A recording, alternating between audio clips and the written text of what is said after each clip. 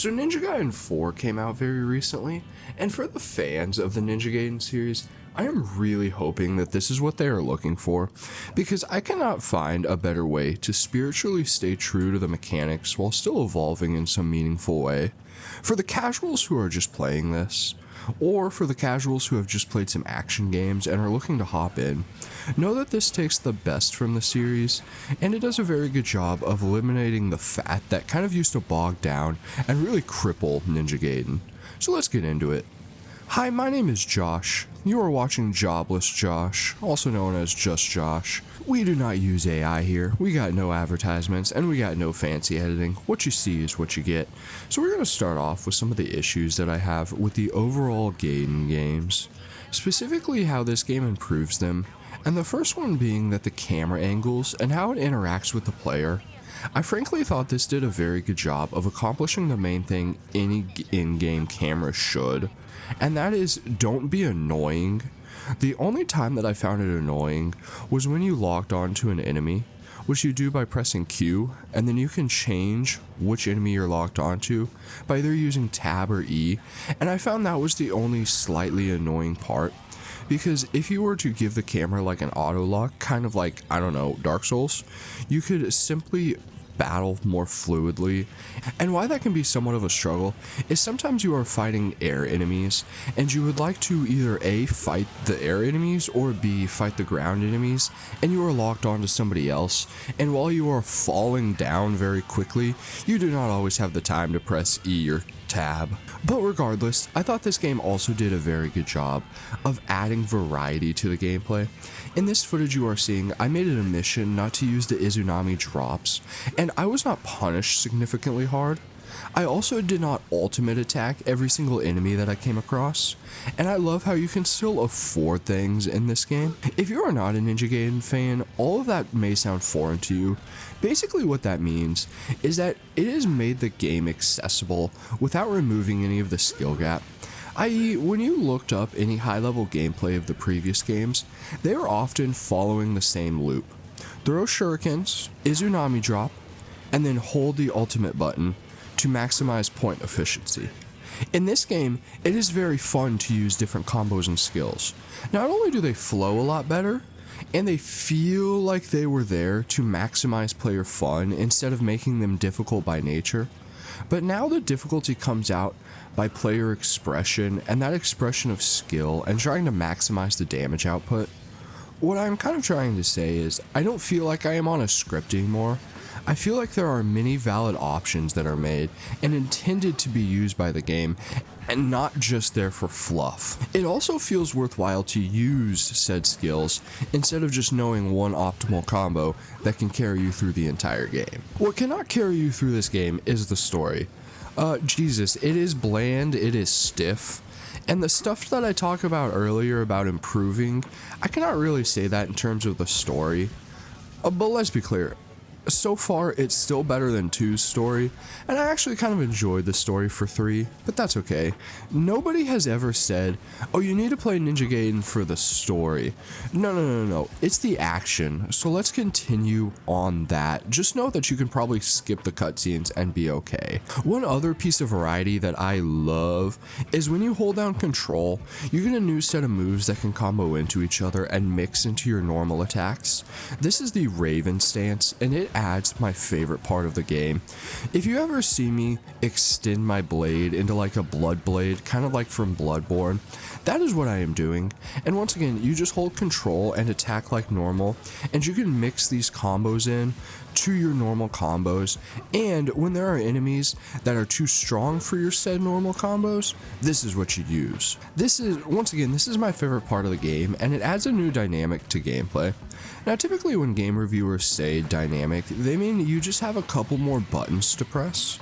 That is true in this game too, but I also think what's true about this is that it adds a layer that the designers can build around.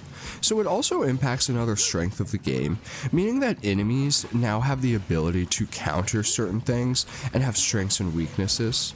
This is another strength of the game, flooding the player with new enemies to fight, and Ninja Gaiden has never really struggled with that, but it is fun and fluid here to see new textures and new enemies instead of recycled packages from the first few games. Okay, now we move on to the rambly bits and less of the unscripted bits. I did not enjoy the new weapons in this game.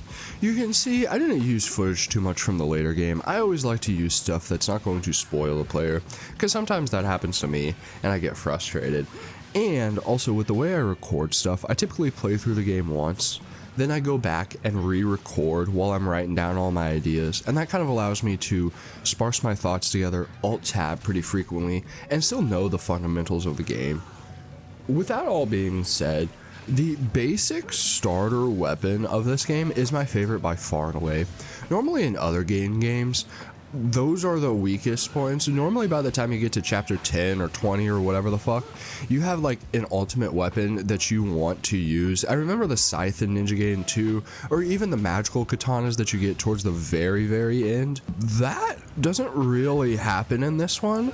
Not because you don't get new toys to play with, not because there aren't fun and interesting ideas, like for instance, still in non-spoilers, but the second weapon you get is the rapier, the umbrella, and it turns into a drill when you hold control, when you go into the Raven stance, and that's awesome, but it just didn't click with the brain.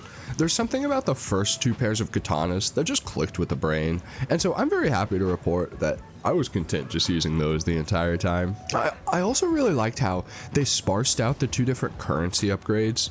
And let me be clear, there are no microtransactions, thank God. You can buy an extra costume, but I didn't buy an extra costume.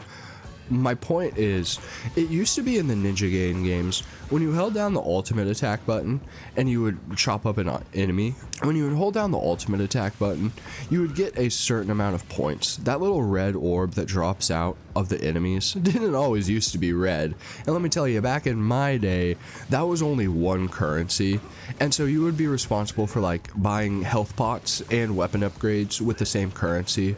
And so it kind of forced you into a rail of, I am only going to do this because this benefits me in the maximum amount of way.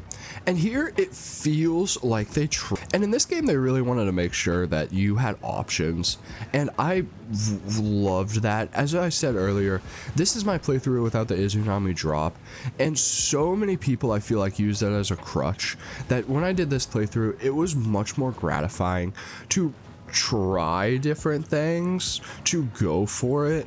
It also made me improve my mechanical skill, and I know that sounds silly, but if you're playing on a keyboard and pressing 1,000 different buttons, you're gonna get something out of this. If I had to pick my favorite of the Raven combos, it would be when you hold control and then you hit space and you are on your sword, and it kind of reminds me of like Wukong in a way, and then you slam your sword down and it crushes everything in between. Another one that I like that does end in drop but is not through Izunami drop is you hold control and you do SW right click and you kind of flip over yourself, and it is a very epic, awesome animation. Okay, so lastly we want to talk about the missions, because there are something interesting in terms of when you walk up at one of the upgrade stations, you can acquire missions, and what these missions are, and these are pretty simple, but they pretty much just give enemies to hidden off areas or extra things for you to go and just stab with your cool swords.